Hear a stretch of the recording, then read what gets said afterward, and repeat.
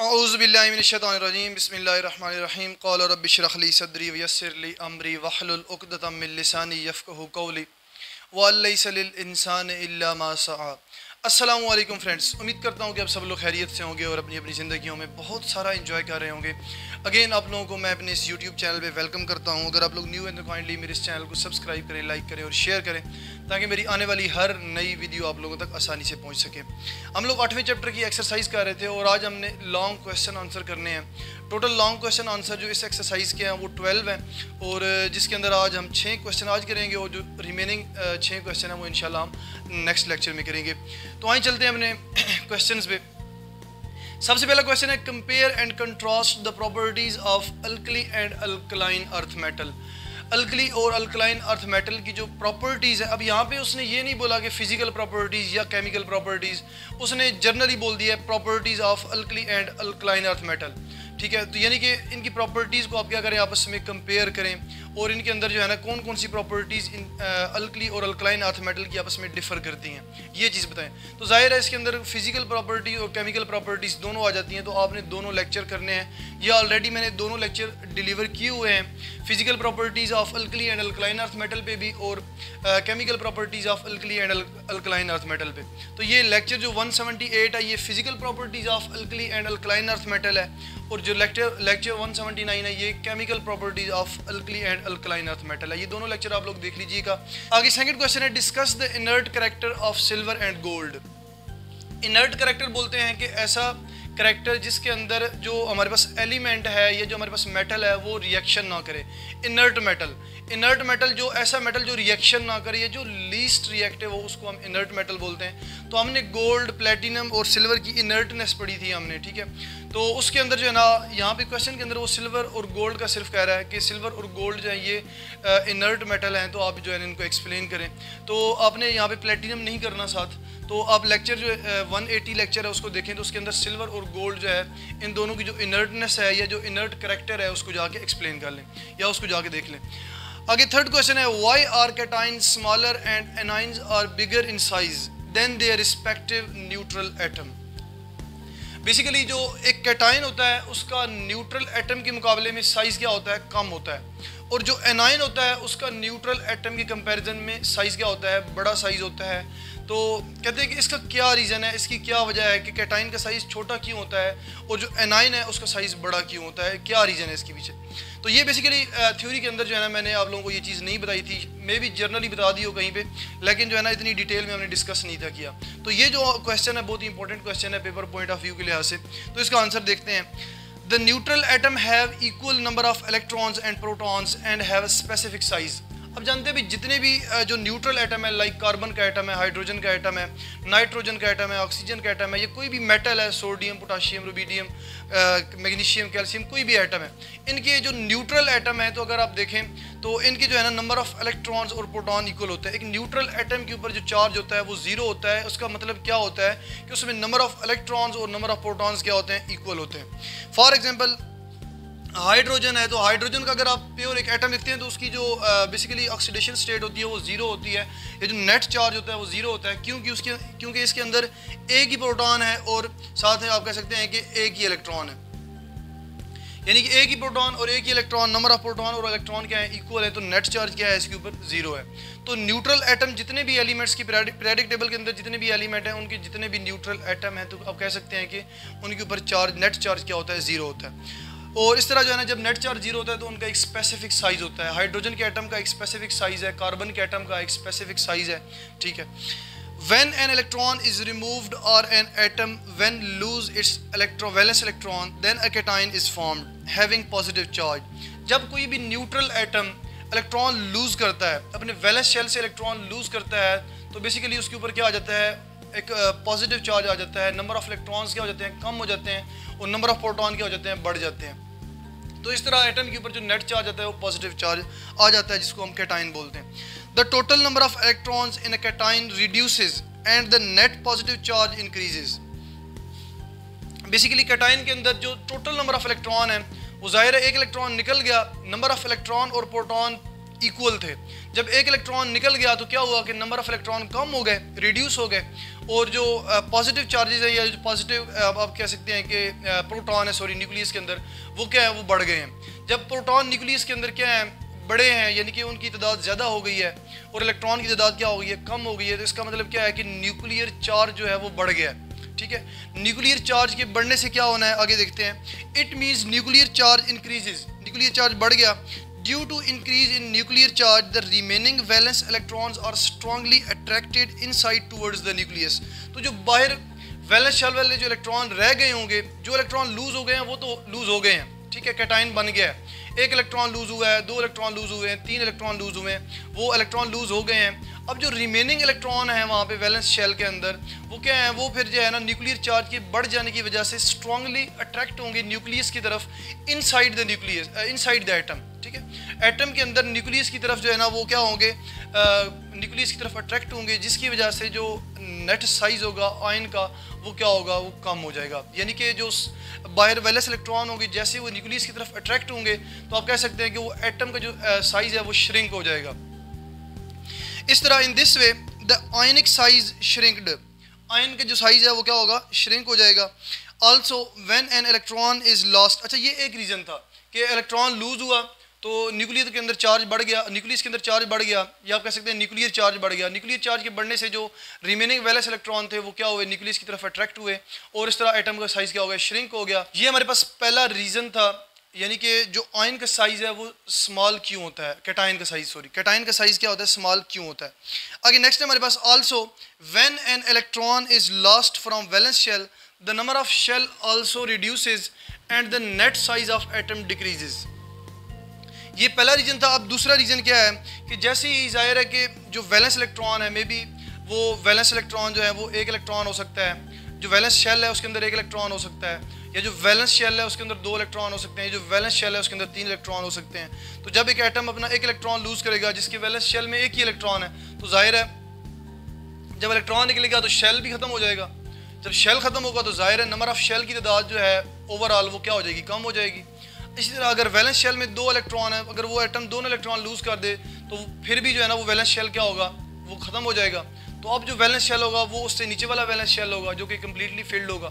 ठीक है, तो इस तरह जो है ना क्या है कि जो टोटल नंबर ऑफ शेल्स होते हैं वो भी क्या हो जाते हैं, कम हो जाते हैं। ये दूसरा रीज़न है। पहला रीज़न क्या था कि जैसे ही इलेक्ट्रॉन रिमूव हुआ, न्यूक्लियर चार्ज बढ़ा, जो रिमेनिंग इलेक्ट्रॉन थे वैलेंस शेल में, ठीक है, वो क्या होंगे, वो न्यूक्लियस की तरफ स्ट्रांगली अट्रैक्ट होंगे, एटम का साइज श्रिंक हो गया। दूसरा रीज़न क्या है कि जैसे ही इलेक्ट्रॉन रिमूव हो गए, एक इलेक्ट्रॉन रिमूव हुआ, 2 हुए, 3 हुए, तो क्या हुआ कि जो बाहर वैलेंस शेल है वो भी ख़त्म हो गया।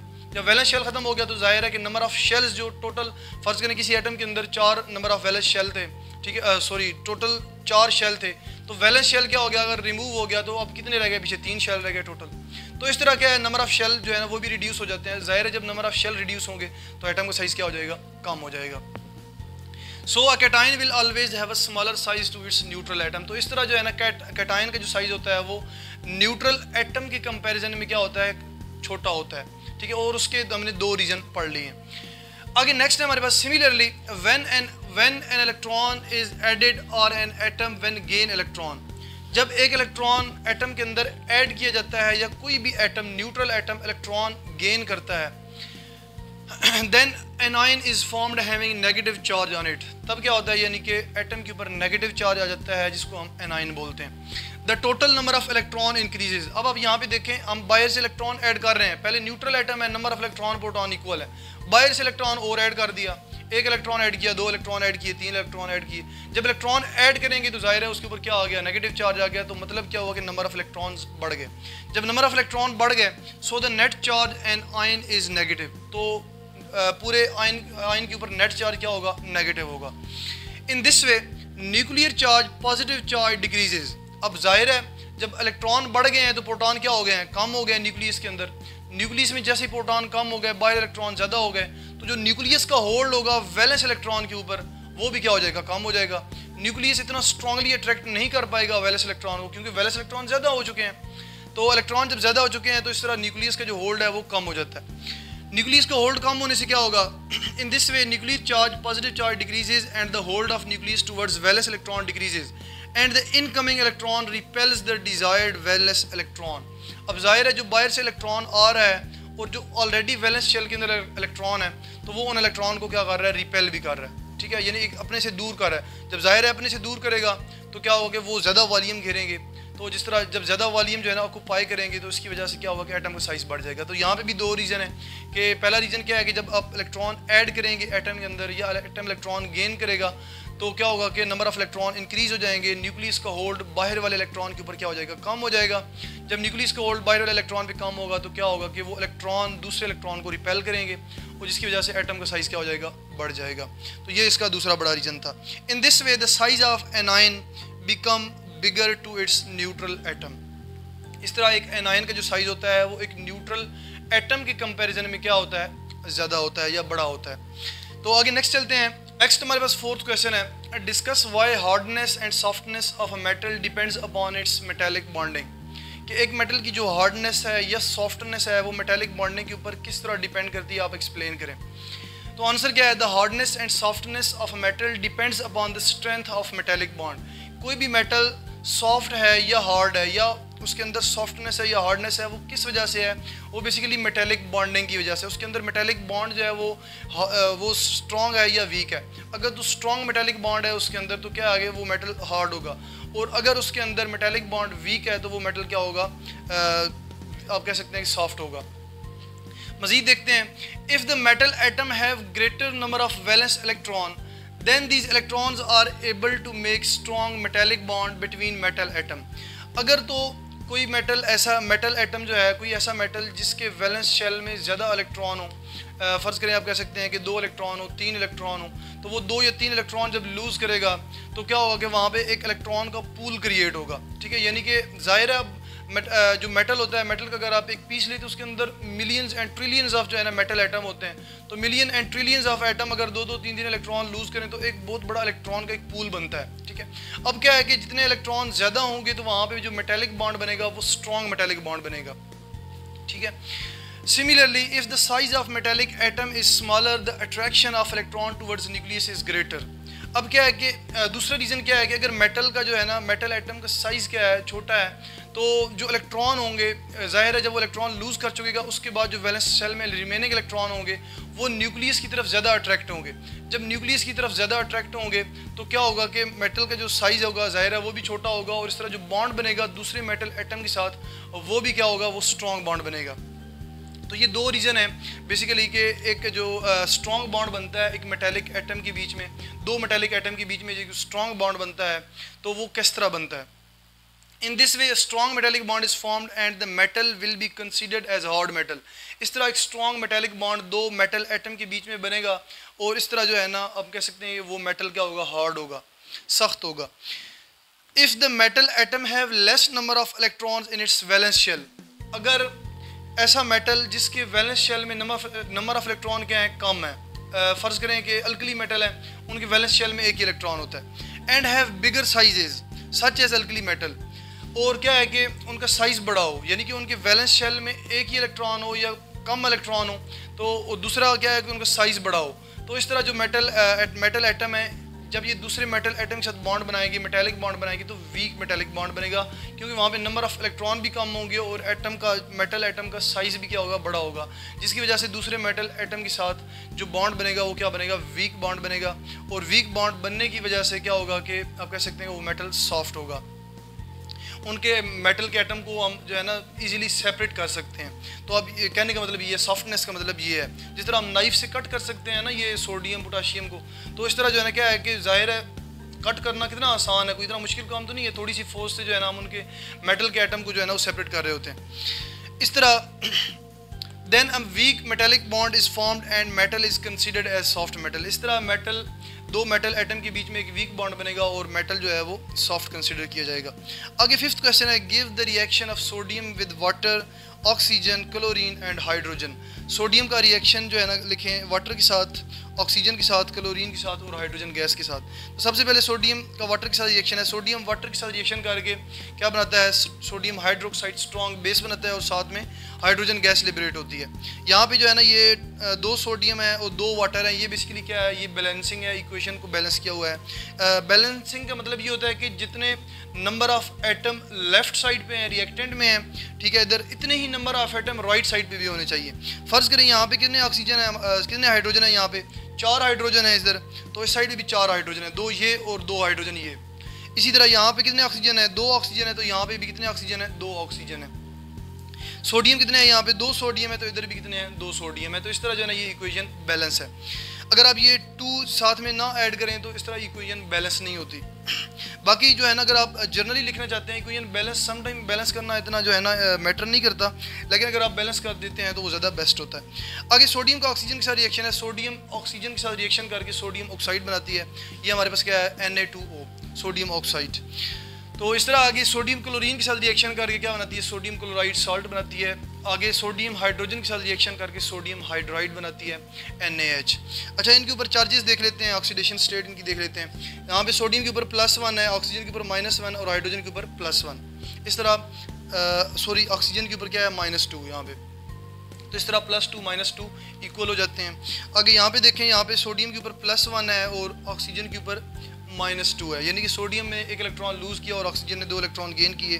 जब ऑक्सीजन ने 2 इलेक्ट्रॉन गेन किए तो यह जाहिर है फिर यहाँ पे हम 2 सोडियम लेंगे। तो इस तरह यहाँ पे क्या है, कितने सोडियम है, 2 सोडियम है। अगर आप इस 2 को रिमूव करें, अगर आप इस 2 को देखें तो ये कितने 4 सोडियम एटम है और कितने ऑक्सीजन एटम है, 2 ऑक्सीजन एटम है। तो इस तरह 2 ऑक्सीजन एटम 4 इलेक्ट्रॉन गेन करेंगे और 4 सोडियम एटम 4 इलेक्ट्रॉन लूज़ करेंगे। आगे नेक्स्ट हमारे पास है सोडियम क्लोराइड। सोडियम के ऊपर +1 और क्लोरीन के ऊपर -1। यहाँ पे सोडियम के ऊपर +1 और हाइड्रोजन के ऊपर -1, यानी कि ये हाइड्राइड फॉर्म है। उसके बाद 6th क्वेश्चन है, what are the physical properties of calcium, give its uses. Calcium basically alkaline earth metal से बिलोंग करता है या सेकंड ग्रुप से जो है ना बिलोंग करता है। तो इसकी जो है ना जो प्रॉपर्टीज़ हैं, फिजिकल प्रॉपर्टीज़ क्या है और इसके यूजेस जो है ना वो आप लिखें। तो physical properties of calcium, it has silvery grey and Fairlie harder appearance. क्या है कि ये इसकी जो अपीयरेंस है, इसका जो कलर है वो क्या है, सिल्वरी ग्रे है और इसकी जो अपीयरेंस है वो क्या है, हार्ड है, यानी कि ये हार्ड मेटल है।